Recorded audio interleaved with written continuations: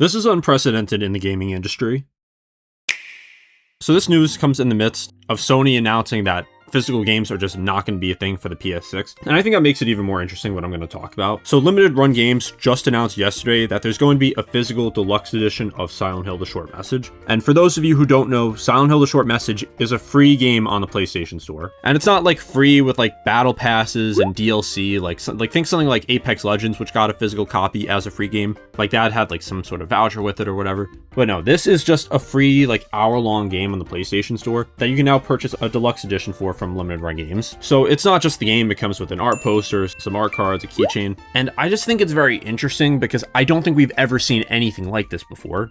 Like I'm trying to think of a time where a company made just a free game and then had a physical copy of it made. So obviously the point of this physical copy isn't to get more people to play this game, because if you want to play it, you can literally play it for free. It's to give this game some preservation. So if we go back to 2014, you might remember Playable Teaser, also known as PT, from Konami, and that was, as the name implied, a playable teaser of a Silent Hill game. That game got canceled, and then PT got removed from the store. So now PS4s with PT installed go for like a ridiculous amount. And that's because there's no official way to play it unless you already had it. There's no physical copy, so yeah, I mean, there's unofficial ways to play it, there's recreations, but in terms of actual game preservation officially, it just doesn't exist. So Silent Hill: The Short Message is still very much on the PlayStation Store, but who knows, maybe someday it gets removed. And if it's a digital-only game, then that's pretty much it. But now that there's going to be a physical copy of it, that just guarantees that there will always be a way to play this game officially. And it also gives collectors and just people who like to have physical games a way to just display this game. So I think $70 is a little much for this, if I'm being honest. Like, if this was $40, I would get it. I like Silent Hill. I'd love to have a game like this in my collection. $70 though, like I don't really care about like the art poster and the keychain and stuff. So if I could find this game like secondhand, just the game itself, would definitely consider purchasing it for a good price if I could somehow find it cheaper. But I just think it shows that there's still a big market for game preservation for physical games, because if you look at the replies here, there's a lot of people who are really excited about a physical version of a completely free game. Like, it's not like you buy this and you get a DLC or anything. Like, you're literally just getting like the physical stuff with it, like the collector's stuff along with the game, like nothing additional.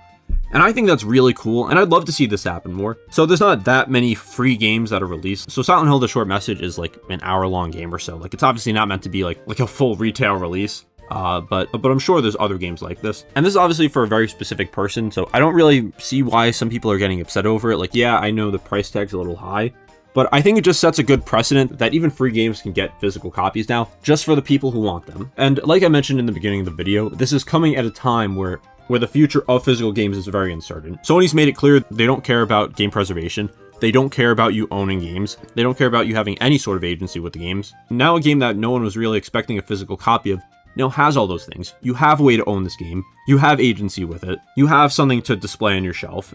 You have a tangible version of this game. And I just think that's really awesome. And you know what? I hope a lot of people buy this. I know people have problems with limited run games. I know they've had some questionable collector's editions. I know that they haven't always shipped games on time. So I'm not saying that limited run games is the best thing ever or that we need to all support them. I think they have made changes recently, but I don't want to say that confidently. But it's more about the principle of it. Like, I hope people show support here, that even though it's a game that was free, that people are still willing to support a physical copy of it. Because maybe that'll show other tiny games or other free games that people still want to have that game on their shelf. They want to actually own the games. And I've talked about this before, but we've seen entire digital stores taken down. Like the Wii Shop, the DSi Shop, 3DS and Wii U Shop. Those have all been taken down. There's a bunch of games that you cannot play officially anymore, but you would if they made physical copies of them. Like, look at something like, I don't know, Codename Steam on the 3DS.